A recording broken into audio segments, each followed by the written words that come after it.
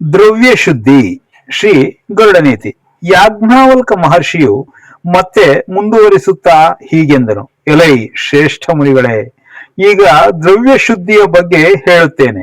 ಚಿನ್ನ, ಬೆಳ್ಳಿ, ಆಬ್ಜ ಅಂದ್ರೆ ಮುಕ್ತಾಫಲ, ಶುಕ್ತಿ, ಶಂಕಾದಿಗಳು, ಹಾಗೂ ತರಕಾರಿಗಳು, ಹಗ್ಗಗಳು, ಕುರಿಯ ಚರ್ಮದೊಂದಿಗೆ ಮಾಡಿದ ವಸ್ತುಗಳು, ಪಾತ್ರೆಗಳು, ಹೋಮದಲ್ಲಿ ಹಾಕಬೇಕಾದ ಧಾನ್ಯಗಳು, ಯಜ್ಞ ಪಾತ್ರೆಗಳು, ಒಳಗೆ ಮೆತ್ತನೆಯ ನುಣ್ಣಗೆ ಲೇಪನವಿಲ್ಲದವಾಗಿದ್ದು ಅಪವಿತ್ರ ಸ್ಪರ್ಶಕ್ಕೆ ಒಳಗಾದರೆ ನೀರಿನಿಂದ ಚೆನ್ನಾಗಿ ತೊಳೆದರೆ ಸಾಕು, ಶುದ್ಧವಾಗುತ್ತದೆ.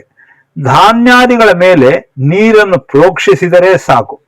ಯಜ್ಞದಲ್ಲಿ ಉಪಯೋಗಿಸಿದ ಸ್ರುವಗಳು, ಕಟ್ಟಿಗೆಯ ಚಮಚಗಳು ಬಿಸಿ ನೀರಿನೊಂದಿಗೆ ತೊಳೆದರೆ ಶುದ್ಧಿಯಾಗುತ್ತದೆ. ಉಣ್ಣೆ, ರೇಷ್ಮೆಯ ಬಟ್ಟೆಗಳನ್ನು ಬಿಸಿ ನೀರಿನಿಂದ ಬೆಚ್ಚನೆಯ ಗೋಮೂತ್ರದೊಂದಿಗೆ ತೊಳೆದು ಶುದ್ಧಿ ಮಾಡಬೇಕು. ಯಜ್ಞ ಪಾತ್ರೆಗಳನ್ನು ಕೈಯಿಂದ ಚೆನ್ನಾಗಿ ಮರ್ದನೆ ಮಾಡುತ್ತಾ ತೊಳೆಯಬೇಕು. ಕಟ್ಟಿಗೆಯಿಂದ ನಿರ್ಮಿಸಲ್ಪಟ್ಟ ಪಾತ್ರೆಗಳನ್ನು ಮಣ್ಣಿನೊಂದಿಗೆ ಉಜ್ಜಿ ನೀರಿನಿಂದ ತೊಳೆಯಬೇಕು. ಸ್ತ್ರೀ ಮುಖ, ಬ್ರಹ್ಮಚಾರಿ ಭಿಕ್ಷಾಪಾತ್ರೆ, ಬಜಾರಿನಲ್ಲಿ ಮಾರಬೇಕೆಂದುಕೊಂಡಿರುವ ಅನ್ನಾದಿಗಳಿಗೂ ಶುದ್ಧಿ ಅವಶ್ಯಕತೆ ಇಲ್ಲ, ಅವು ಯಾವಾಗಲೂ ಪವಿತ್ರಗಳೇ. ಮಣ್ಣಿನ ಪಾತ್ರೆಯನ್ನು ಪವಿತ್ರಗೊಳಿಸುವುದಕ್ಕೆ ಅಗ್ನಿಯಲ್ಲಿ ಇಟ್ಟರೆ ಸಾಕು.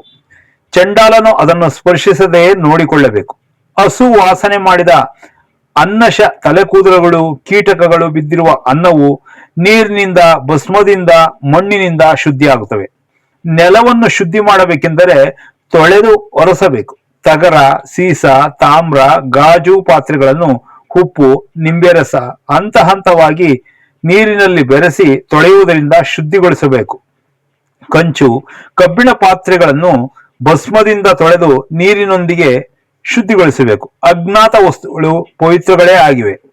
ಅಮೇಧ್ಯಗಳಿಂದ ಅಂದರೆ ಶರೀರದಿಂದ ಹುಟ್ಟಿರುವಂತಹ ಮಲ, ಕಫ, ಶುಕ್ರ, ಶ್ಲೇಷ್ಮಾದಿಗಳಿಂದ ಅಶುದ್ಧಗಳಾದ ಪಾತ್ರೆಗಳನ್ನು ಮಣ್ಣಿನಿಂದ ಚೆನ್ನಾಗಿ ತೊಳೆದು ನೀರಿನಿಂದ ಶುಭ್ರಪಡಿಸುವುದರ ಮೂಲಕ ಶುದ್ಧಿಪಡಿಸಿಕೊಳ್ಳಬೇಕು.